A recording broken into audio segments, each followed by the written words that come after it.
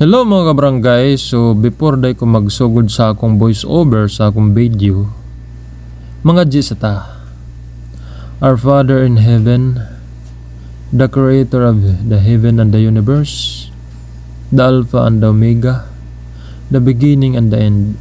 Lord, daghang kay salamat sa tanang grasya, daghang kay salamat Panginoon nga pag-guide sa akong mga pamilya. Salamat kay Lord sa tanan-tanan. So mga kabarangay, mo ni akong unahon sa akong panarabaho diri. Ang magpasalamat sa Ginoo, maghatag og pagdayeg niya para atong grasya dirdiretso. Og kini akong trabaho mga kabarangay, ang gibuhat na ako din kay naglunod bitaw ko og sinakusako nga materyales. So dili na siya bugas mga kabarangay. Ang suda ng sako, mga plastic na siya nga tad pino, mura og lugas sa bugas. Og ako nang ilunod diha sa tangke. Nya nigkalunod na ko sa tangke. Suyopon na sa padong sa machine sa pikas tangke, naapon na tangke ang machine, wala lang na ako mabidyo diha. So ang usa ka sako day mga kabarangay, timbang na og 25 kilos, bugat-bugat sad.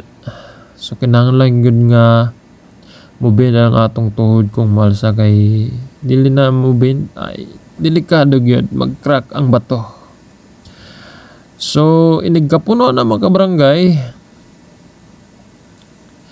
mga 5 na kasako ang akong may butang diha. So by the way day mga kabarangay, kining among produkto usa ni sa mga demand nga produkto kay lingkuranan man Kaya na kayo kung demand nga tao ba malingkod ba ya, di ba? Yung pwedeng tao nga di malingkod kay lesson magasigirag barog, demand gini siya malingkuranan. Tanan na mga gamit na pang adlaw-adlaw, di man gyud. Labi na nga kinang uban na produkto kay gaming chair. So kanang gaming chair tibuok adlaw na uban diha maglingkod. So amo gyud nag-maintain ang gitawag nga quality. So ang quality gyud sa produkto gi-maintain kay para gyud ang mga customer di gyud magmahay. So before ko balot sa mga produkto, katong ganiha bitaw nakit-an ninyo nga akong gilimpyuhan ang likod sa machine. Kinahanglan na kay kun di na ako limpyuhan, mabaraman inig kabara kasab ana pud tanim bossing.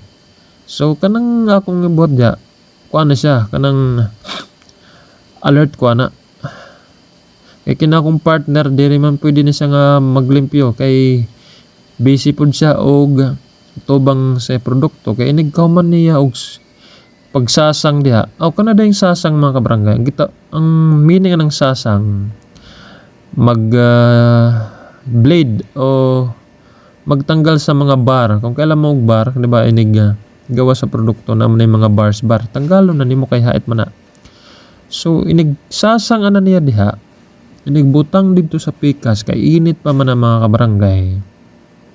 Balik na po sa diri sa iyang gilingkuran kay nana po'y produkto na mo gawas. So continue ang proseso, way hunong-hunong. So ako po diha magtuyok-tuyok po diha mag-packing. Hindi ko mag-packing, isustorya mig gamay mga kwentuhang binutbut tayo ba.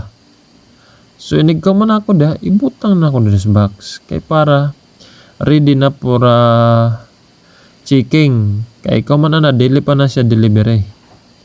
Moagi pa na dito sa pikas department para assemble. Kay kana body pa man na sa lingkuranan, naa pa man na gitawag nga mga tiil og etc. So kana dia first proseso na mo diha magsugod, tapos pasa sa line department. About dito assemble, sila na ang bahala dito nga maporma gid ang lingkuranan. Mo na i-ship out na. So diha mga kabarangay, ibutang nas karton, tipan og magtipan ilatag na dito sa palit. Kabantay mo ng karton daw, diyan na ako ipatong. So mo mga kabarangay, daghang kay salamat.